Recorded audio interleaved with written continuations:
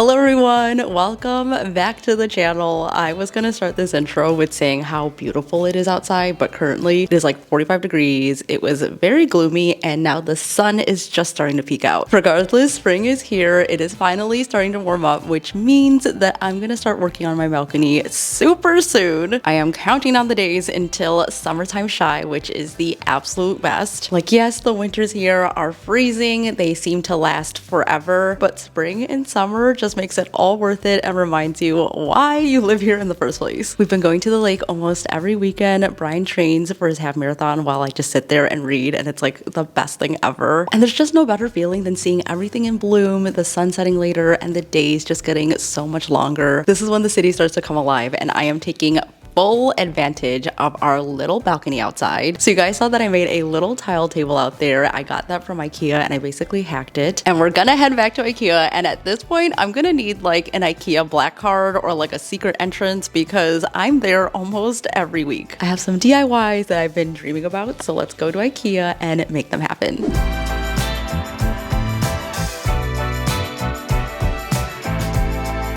Okay, I've made it to IKEA. It is a Saturday, which means that it is very busy. I always avoid coming here on the weekends because it just gets so crowded and I have to make a return today. So this is probably gonna take me forever, so I'm gonna take my time today. I'm also going to take a look at some of the new collection. There are so many good pieces that I've been seeing all over Instagram, so I wanna see them in person. I saw a couple last time I was here, but this time I'm gonna go around and I wanna show you guys some of my favorite pieces from the collection. I'm also very proud of myself because I drove here alone. I usually have Brian with me. I get driving anxiety, especially when I'm in the city, but when I drive to the suburbs, it's a little bit better. But since there's so much construction going on, it was really making me nervous, but we made it here safe and sound. Let's go in and see what we can find.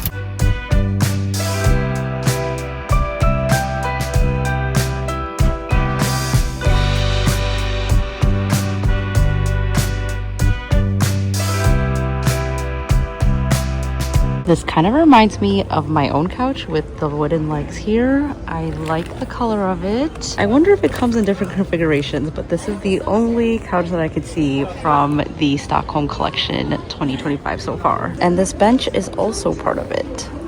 I've seen picture railings before, but here you can see they used their hooks on top and then hung these with strings. So that's a very interesting idea. Okay, so I found the area where they put the new collection. Everything is out in this little corner. This glass cabinet is so beautiful.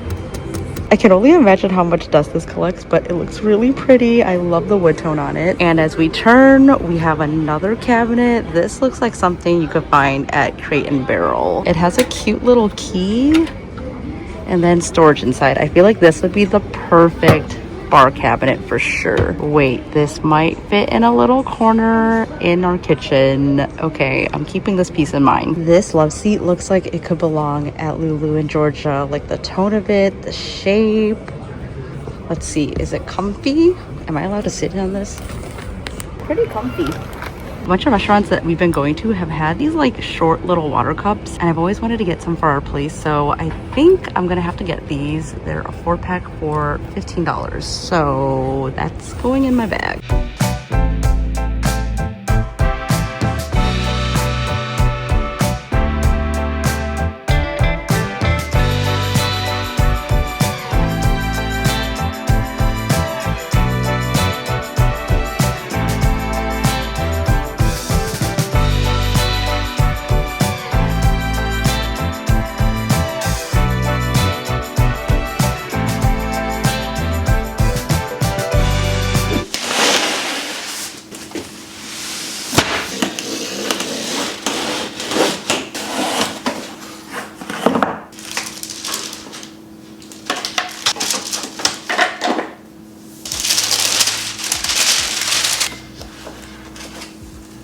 Okay, so last year for my balcony, I learned how to do faux stained glass with an IKEA piece. I made a little greenhouse, and ever since then, I've been wanting to do a larger scale project, so I found just the thing to do it with. This glass cabinet from IKEA is only $40, which I think is a great price for the size and the type of furniture it is. For years, I've seen people using IKEA glass cabinets as greenhouses indoors and also making terrariums with them. So I want to use this one as a little herb garden on our balcony. As you guys know, we live in the Windy City, which definitely gets very windy here. So I think this is a good solution because I've tried putting plants out there and sometimes I feel like they're gonna fly away. So this is gonna keep them protected and also look super cute. So I thought that this glass was gonna come separately or that I could pop it out, but turns out I cannot do that. So I'm gonna cover this whole thing. So we're gonna have to spray paint this while the glass is in there. So I wanna make sure that it's nice and protected.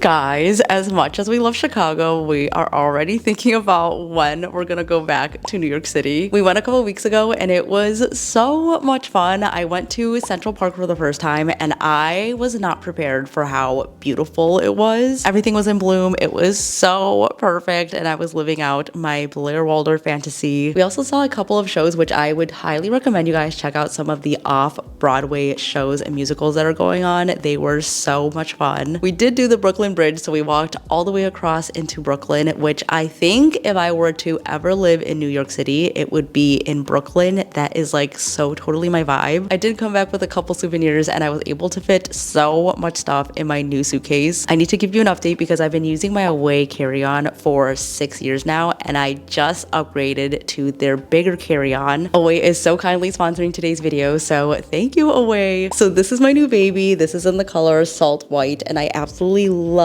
the glossy finish of it. This minimal design is super sleek, very streamlined, but it fits so much stuff, even more so than my regular carry-on. The compression pad in this is such a game changer because I am a last minute packer, so I tend to overpack most of the time. I stuff this thing to the max, but somehow it always just zips up so neat and nice. And funny story, when we were going through the airport security, I overheard someone saying how efficient Brian and I were just going through the line. We take the security line very seriously. We basically have it down to a science where I know exactly how many bins we need, what goes into what bin, and having their everywhere bag on top of the suitcase just makes everything so easy to slip on and off. So I would highly recommend this piece as well. Personally, I strive to be that person that TSA approves of, and this just glided through the airport so smoothly. Every Away suitcase goes through a rigorous process of over 30 tests that simulate real life travel conditions, so you know this is going to last. And they really do have something for everyone, including tote bags, diaper bags, travel accessories like packing cubes, and they also just came out with their soft side luggage. So if that's more your vibe, definitely check those out. And if you want to save a little extra, they did give me a special discount code for you guys to use. You can get 10% off of your first Away order with my link in the description box down below, or you can also scan this QR code right here. I hope you guys check it out. Now let's get back into the video.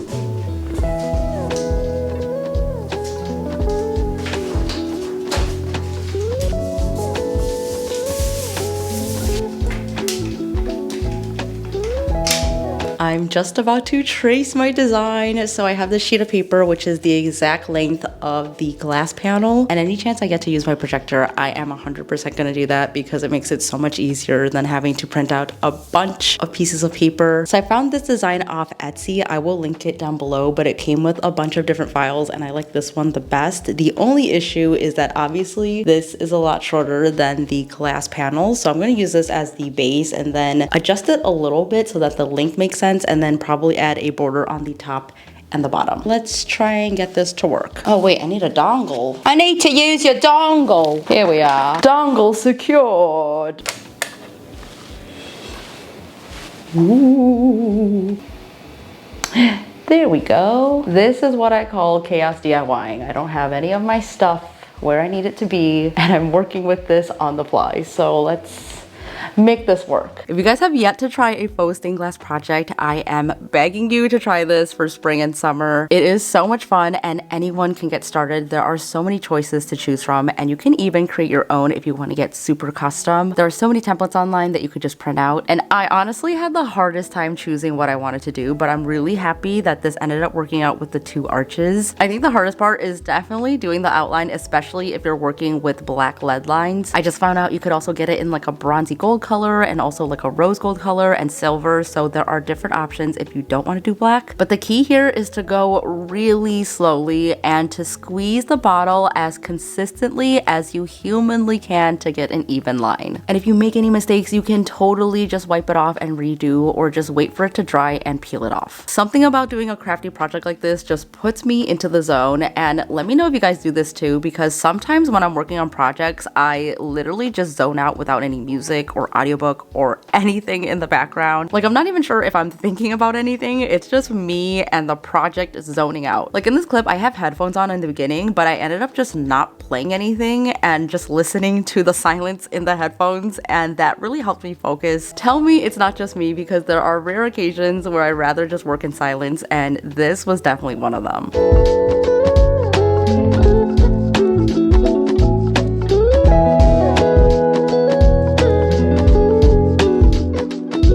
Okay, so I just finished. That took me like about an hour and my hand hurts so bad. So if you guys are going to try out this project, definitely give yourself a bunch of breaks. For some reason, I thought it wasn't going to be as bad because we're working on a much larger scale and there aren't as many details, but my hand ended up hurting all the same. But we got it done and now I'm going to let it dry. You honestly could start coloring in after a couple of hours because it hardens, but I'm actually just going to wait until tomorrow to make sure that it's ready to go. It is time for my favorite part, you guys. This is all dried and we are ready to color it in. Here are all my colors. The first time that I tried this out, I basically used all of them, but for this one, I really want to stick to a color palette. I really like the vintage vibe of having like yellows, oranges, and greens, so that is what I'm going to stick to here. I kind of wish that I had more colors, but we can definitely mix these up. What I've done in the past is mix acrylic paint with the clear or even with the colored ones, and that actually works out really well. I also added in some little stars here, and I have some metallic gold puffy paint, so I'm actually going to use that in those areas just to give it a little bit of a different look. And once we fill everything in, I'm going to use the clear to go all over the empty spots, and you want to swirl it around, and that gives it a really beautiful stained glass look.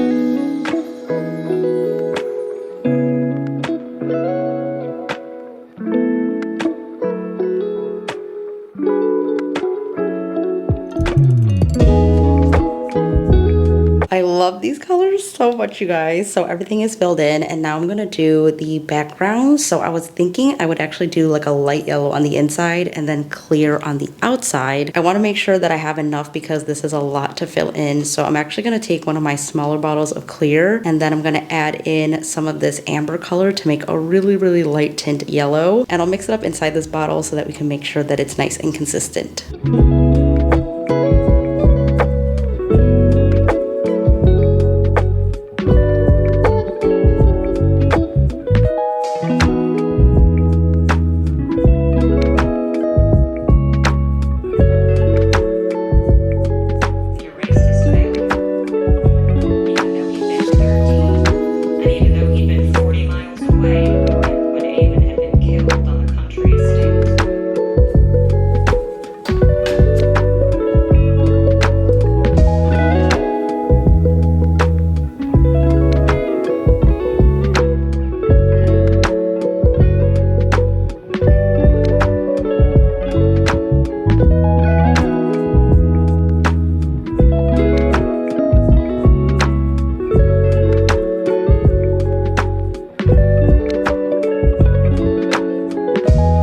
obviously could not do an outdoor DIYs video without doing something plant related, so I got this from IKEA. I have seen this there so many times, and I just thought it would be the perfect base to turn it into something a little bit more interesting. So this is basically a metal hanging planter that they have. So this is what it looks like. It even comes with a rod that you can either use inside or outside, so that looks pretty cool. I was really hoping that I could remove this actual pot because I want to transform it into something a little bit more interesting with some air dry clay. I got inspired by this Anthropologie pot. I think it is so cute. I don't know why I haven't thought about making a flower pot before, because it really is the perfect shape to do so. I talked about this before, but I usually have really bad luck when it comes to putting clay on top of things, especially when it dries, it tends to crack. But with the Sculpt brand, I've been having really good luck, so that is what I'm using today. And I'm gonna start by making my petal shapes and then basically molding it on top of this. I am so curious to know how many of you had ceramics in your grade school art classes, because I felt very lucky to have art classes that allowed us to try so many things as a kid, which I think is really where my love for arts and crafts stemmed from. I remember we learned how to coil and pinch clay, and we made little cups for our projects, which my parents still have in their house to this day. I was so amazed by how much the glaze colors changed after firing in the kiln, and even as an adult now, it is so cool to see all the different clay creations that people make. I have such an admiration for ceramicists, and I hope one day I can be on that level. But for now, air dry clay has been such a great outlet for me. All you really need to get started is some clay, a roller, a knife, and your hands. And with a little DIY imagination, you can honestly make anything. To keep these from drying out while I'm working for them, I'm basically keeping them covered with some wet paper towels. So with each one, I'm covering it up,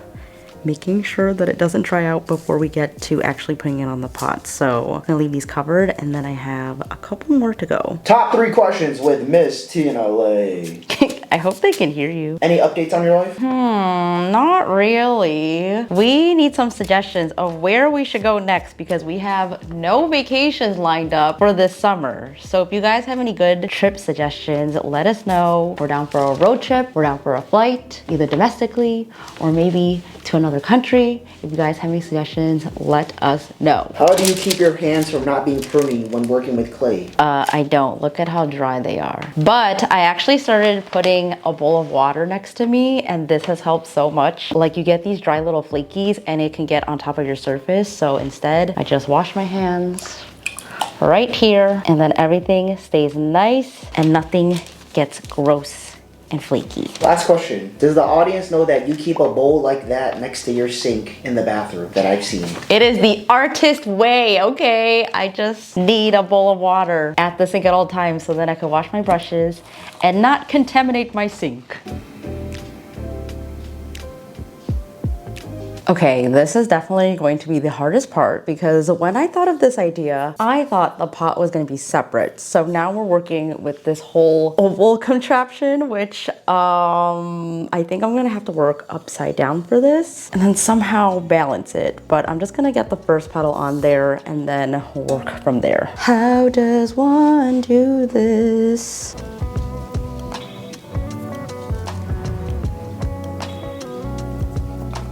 And we also have to deal with these sides. Did not take that into consideration at all. I could layer them on top of each other. Does that look good? It's working so far. Does this look right?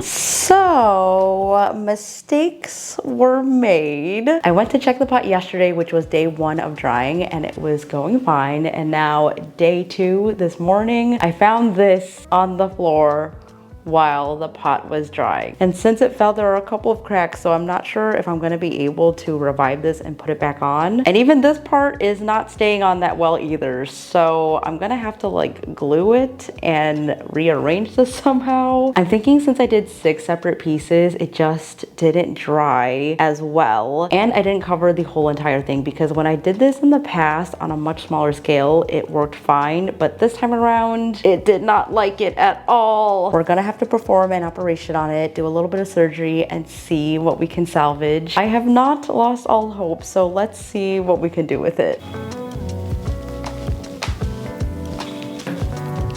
So I was able to get this on here. I sanded it down, so that looks good. But the backside, I'm having trouble with. This basically shrunk so much that I can't even fit it around here anymore. So we're just gonna do the front side and work with that.